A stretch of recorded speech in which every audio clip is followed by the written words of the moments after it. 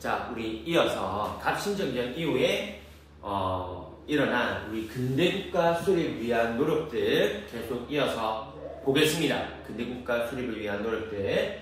자, 그래서 앞에서 선생님이 말했지만 현대사는 이 다음 사건에 이게 물려서 그 다음 게 일어나고 연계 이 흐름을 잘 파악해야 돼. 그게 가장 큰 포인트야. 이 큰 틀 안에서 이 사건은 뭐였고 요 사건은 뭐였고 요게 핵심 포인트입니다. 그걸 꼭 좀 알고 계셔야 돼. 자, 지금 보면은 갑신정변 때 우리 앞에서 배웠잖아요, 얘들아. 그 당대에 가장 초엘리트 우리나라에서 정말 가장 뛰어난 애들이 뭐니 우리나라를 개화, 즉 뭐다? 근대화를 시키기 위해서 일으켰던 사건이 갑신정변이었죠. 근데 이게 3일 만에 실패하면서 결국에 모든 게 수포로 돌아가잖아. 그 이후에 우리나라는 더욱더 힘들어지는 거야. 상황이 더욱더. 무려 갑신정변이 1884년에 일어나는데 무려 봐봐. 이 동학운동이 1894년 딱 정확하게 10년 뒤거든. 이 10년 뒤에 일어나는데 이 10년 동안 이 농민들의 고통은 말도 못하는 거야. 왜냐면 봐봐. 여기 나와있지만 왜 농민들이 이렇게 동학을 믿게 되었고 얘들이 찬다 이게 빵 터졌냐면 이때 당시에 봐봐. 농민들의 고통은 말도 못하는 거죠. 우리 앞에서 봐봐. 제일 처음에 통리기모화문이라는 거 만들고 개화라는 걸 시작했어. 그거 봐봐. 서양에 있는 값비싼 그런 엄청난 수입품들 수입할 때 그 전부 다 돈이잖아. 이게 누가 지불했겠니? 국민들 세금이야. 그리고 이모군란이나 갑신정변 어떤 사건들이 터질 때마다 보니 우리나라는 다른 나라, 특히 일본도 그 마찬가지고 엄청난 배상금을 또 지불해줬습니다. 그 돈 어디서 났겠니? 전부 다 농민들이야. 농민들의 세금이라. 그러니까 농민들의 고통은 말도 못하는 거야, 얘들아. 거기다가 이 상황이 이렇게 진짜 말 그대로 헬조선이잖아. 그러니까 애들은 뭐겠니? 이렇게 되면은 지금 현재 상황에서는 답이 없잖아. 이렇게 되면 뭐 종교를 믿게 돼. 종교. 그때 믿게 된 종교가 뭔가? 동학이라는 거야. 동학에서는 뭐니? 인내천, 시천주사상 이런 걸 가지고 쉽게 말하면 뭐다? 당신은 사랑받기 위해 태어난 사람 이렇게 하면서 이 농민들의 이 아픈 마음을 이렇게 다스려줬단 말이에요. 그러니까 수많은 사람들이 동학을 믿게 되는 거죠. 동학을. 그런 와중에 그러면 정부 입장에서는 동학, 이 평등을 강조한 동학을 갖다가 엄청나게 탄압해. 그런 것도 동학 입장에서는 동학을 믿는 사람들한테는 불만이 쌓이게 되는 거죠. 플러스 거기다가 그럼 봐봐. 이 지배층은 그럼 봐봐. 농민들의 고통이 이렇게 심하니까 예를 들면 어떻게 되겠니? 얘들의 마음을 알아주고 어찌 보면 뭐니 세금도 좀 깎아주고 같이 고통을 분담해가는 그런 느낌을 가져야 되는데 원래 세상이 그래. 이럴수록 더 나쁜 놈들이 더 많아진단 말이야. 지금 봐봐. 예를 들면 우리나라 같은 경우에도 뭐니 지금 코로나 시국이나 이런 것 때문에 너무 힘들어지니까 어떻게 하니? 국가에서 재난지원금이나 이런 식으로 해서 소상공인들이나 이런 분들을 위해서 맞잖아. 재난지원금도 풀고 여러가지 혜택을 주시잖아. 만들잖아. 맞지? 정책적으로. 근데 이때 당시에 지배층들은 그러지 않았다는 거죠. 오히려 이렇게 농민들이 힘든 와중에 어떻게 했다? 오히려 뭐다? 이 탐관오리의 대표적인 사람이 조병각인데 오히려 뭐 농민들을 더욱더 수탈해가는 거야. 그러니까 농민들은 미치는 거지. 결국에 이게 참다가 이 조병각이 다스리는 이 고부라는 마을에 살던 동학의 접주, 동학에서 이 그 리더를 접주라고 부르거든. 동학의 리더인 이 전봉준이 이 고부라는 마을에서 도저히 이놈의 새끼 못 참겠어 이래가지고 터진 게 뭐다? 이 고부 봉기를 시작으로 해서 이제 동학에 빵 터지게 되는 겁니다. 되겠죠? 그래서 실질적으로 이 1차 봉기 요것만 잘 다스렸어도 되는데 이거를 더욱더 제대로 정부 입장에서는 다스리지 못했고 이게 일이 더 커진 게 이제 1차 동학 농민운동 1차 봉기라고 보시면 이 봉기란 뜻은 벌봉자, 벌떼같이 일어났다 이 말이야. 대인이 벌떼같이 엄청나게 많은 동학을 믿는 사람들이 다 일어났단 말이야. 이게 나라냐? 이런 식으로 되면서 완전 들고 일어난 거지. 자, 그래서 이 전라도 지역에 보면 황토현이나 황룡천 이런 마을에서 계속 오히려 농민군이 정부 군대랑 싸워서 이기는 거야. 이게 말도 안 되는 거야. 그만큼 뭐다? 우리나라 그때 당시 군대 정부가 썩었다는 걸 보여주는 거지. 어떻게 농민이 총칼을 무장한 이 군인을 상대로 이긴다는 게 말이 돼? 상식적으로 말이 안 되는 거야. 그만큼 이 군대가 개판이었다는 거야. 되니 이기고 결정적으로 어디까지? 전라도의 핵심 도시라 할 수 있는 전주성까지 동학 농민이 먹어버리는 거야. 쌤이 저번에 말했지만 얘들아, 왜 전라도야? 그 도의 대표적인 도시를 딴다 했어. 그래서 전라도는 전주와 나주라서 전라도란 말이지. 지금 뭐다? 이 전주를 동학 농민군이 먹었다는 것은, 전주를 먹었다는 것은 사실상 뭐다? 전라도 지역 전체가 동학 농민 운동한테 떨어졌단 말이야. 이거 엄청난 위기지. 왜? 이 전라도 다음에 조금 올라가면은 서울, 이 왕이사는 수도 서울이 위협을 받는 거고, 하고 이 전라도는 이 세금을 많이 거둘 수 있는 곡창지대, 곡창지대를 가지고 있는 아주 중요한 지역인데, 여기가 농민들한테 손에 들어갔다는 거는 정부 입장에서 큰일 난 거야. 큰일. 그러니까 정부 입장에서는 자기가 이제 컨트롤이 안 되잖아. 그러면 늘 해왔던 대로 또 정부, 우리나라는 누구한테? 청나라한테 도움을 요청하는 건데, 우리의 아빠 도와줘. 아빠 이게 또 힘들어. 아빠 도와줘. 이래가지고 청나라한테 연락을 하게 된 겁니다. 근데 이제 우리 앞에서 배웠잖아. 상황이 변했어, 얘들아. 왜? 우리 갑신정변 끝나고 배웠죠. 갑신정변 끝나고 나서 청과 일본인이 이 조선을 둘러싸고 거의 전쟁 직전까지 가가지고 얘들끼리 맺었던 조약이 있잖아. 청과 일본끼리. 그게 뭐야? 텐진 조약 기억납니까?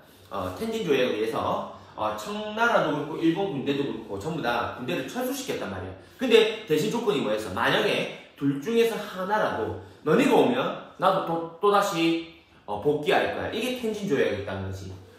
그에 따라서 우리는 청나라한테만 도움을 요청했으나 누구까지 이제 일본도 들어오게 되면서 이제 우리나라에서 다른 나라 둘이가 우리나라를 갖기 위해서 싸우는 아주 이상한 상황이 벌어지게 된 거야.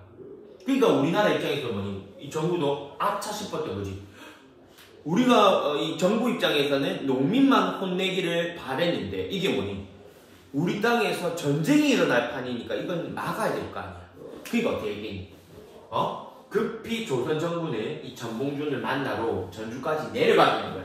전주까지 내려가서 이제 말할 협상을 하게 된 거지. 협상을 하게 되고 그게 뭐냐? 전주 화해하는 거야. 전주에 모여서 화해하고 약속했다 이거야. 그러면 이긴 거는 동학농민군이니까 당연히 뭐니? 동학농민군이 요구하는 내용이 있었을 거 아니야. 야, 지금 이런 게 우리나라의 엄청난 폐단이고 문제점이다. 이거 전부 다 개혁해. 그게 폐정개혁안이고 우리 교과서에 나와있죠. 우리 교과서에 나와있어. 이 폐정개혁안에서 개혁을 추진하고 그래서 정부에서 또 알아서 미안해. 그럼 너희가 원하는데 우리가 개혁을 할게. 그래서 정부에서 만든 개혁기구가 교정청. 그러니까 농민들은 말하는 거야. 우리가 한두 번 속았어? 너희 못 믿어. 그러니까 우리 스스로도 자치적으로 지방에서 너희가 어떻게 하는지 자치적으로 할 거야. 그래서 만든 게 집강소입니다. 그래서 교정청은 정부에서 동학농민군이 만든 게 집강소예요. 집강소. 그래서 개혁기구가 2개가 되는 거지. 거의 집강소를 많이 물어볼 겁니다. 집강소. 그래서 교정청과 집강소가 동학농민운동 때 만들어진 개혁기구다. 이건 꼭 좀 기억해야 돼. 만들고 이제 개혁이 추진에 들어가. 그러니까 화해하고 약속했으니까 우리나라는 뭐니? 끝났잖아. 평화로운 상태로 다시 돌아갔어. 그래서 아빠한테 다시 말한 거야. 이 전쟁을 막아야 될 거 아니야. 그래서 우리 아빠의 청나라한테 말한 거지. 아빠, 우리 화해했어요. 이제 그만 돌아가셔도 돼요. 이렇게 했더니 이 청나라 뭐지? 알았다 해. 돌아간다 해. 이런 식으로 돌아가려고 했는데 문제는 뭐다?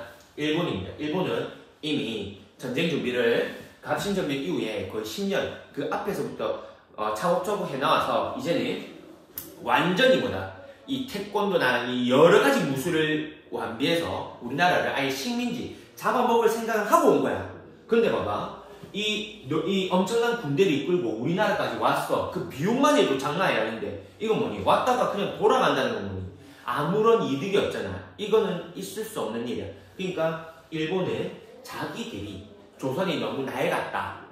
그리고 우리가 너희를 위해서 개혁을 해줄게. 너희가 원하는 그 개혁, 개화 우리가 해줄게. 우리가 잘하거든. 이런 식으로 명분해서 오히려 뭐 일본군이 경복궁, 옛날에는 왕자궁은 끝나잖아. 그러니까 경복궁을 점령하고 이제 뭐 조선을 마치 자기 것처럼 자기만의 스타일로 바꾸려고 했단 말이야. 그게 가보개혁이에요. 가보개혁. 그러니까 첫날의 입장에서는 집에 돌아가다가 이대로 있으면은 뭐니? 이대로 집에 돌아가면 청나라 입장에서 다시 보내잖아. 왜?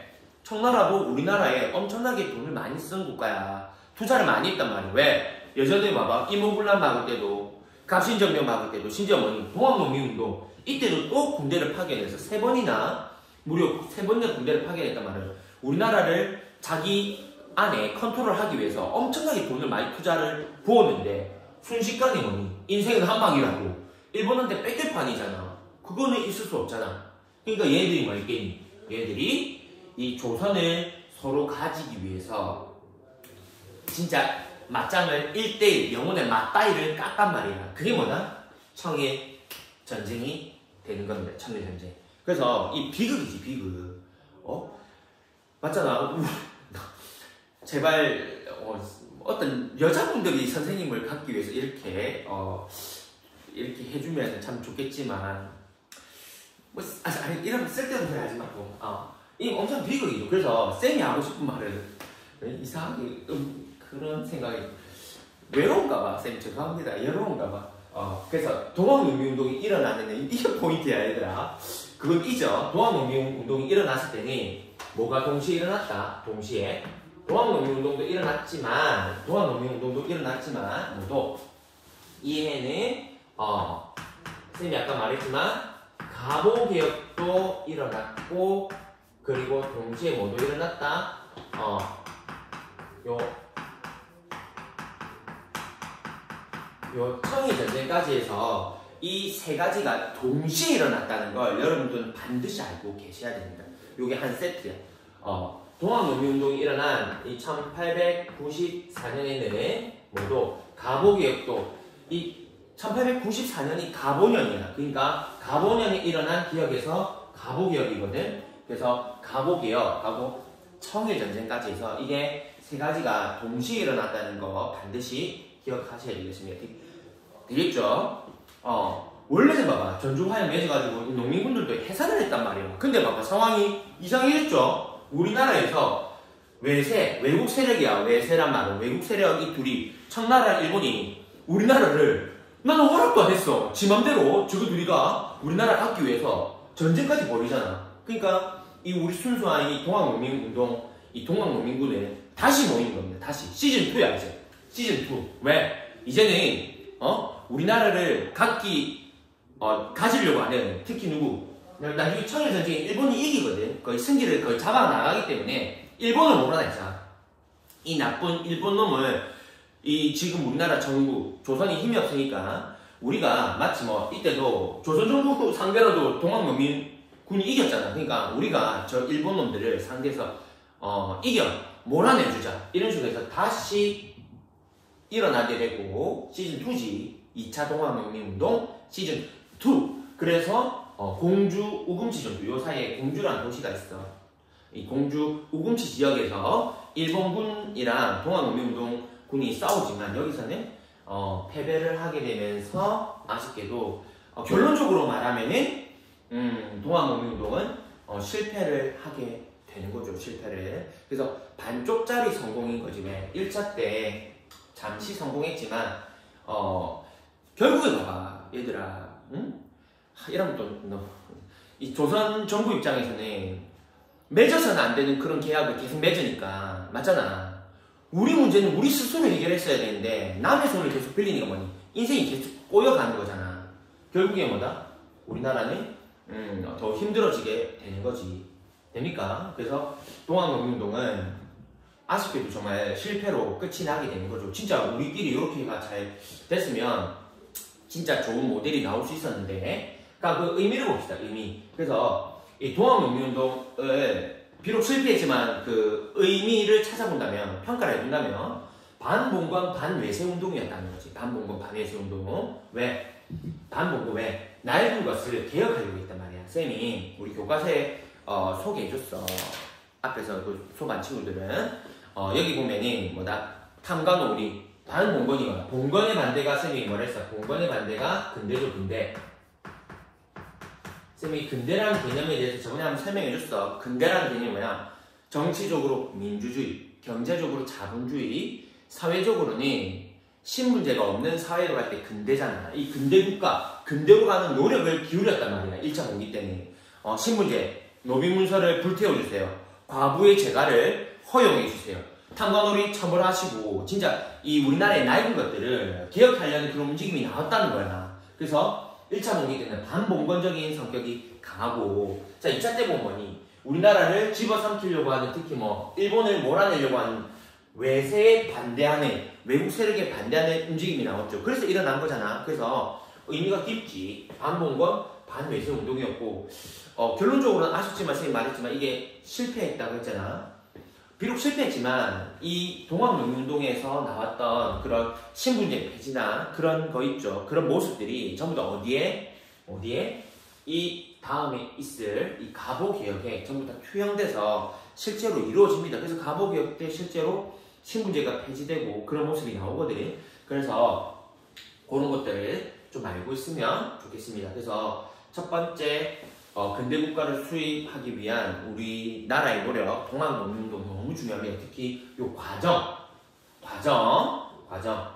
큰 틀로 한번 봐주세요. 처음에 동학농민운동이 일어나고, 전주선까지 먹게 되는 모습. 그 다음에, 청나라랑 텐진 조약에 의해서 청나라가 들어오니까 일본까지 들어오고, 그 다음에 전주화역을 우리나라 입장에 전쟁이 일어날 것 같아. 전주화역을 맺어서 개혁에 들어가.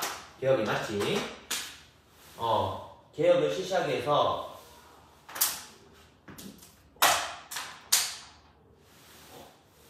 다 불러졌다. 미치겠네. 개혁이 실시하기 위해서 들어오기지만 뭐다? 일본군이 자신의 야욕을 드러내죠. 욕심을. 그래서 우리나라를 집어삼키려는 모습이 나오니까 청나라도 우리나라를 뺏길 수 없단 말이지. 그러니까 청일전쟁이 벌어지고, 우리나라 입장에서는 동학농민운동이 다시 이 외국 세력을 몰아내기 위해서 다시 모였지만 아쉽게도 실패하는 요 과정. 동학농민운동은 과정의 모습을 목적하고 요 세 가지가 세트라는 목적 알아두시면서 동학농민운동 마치도록 하겠습니다.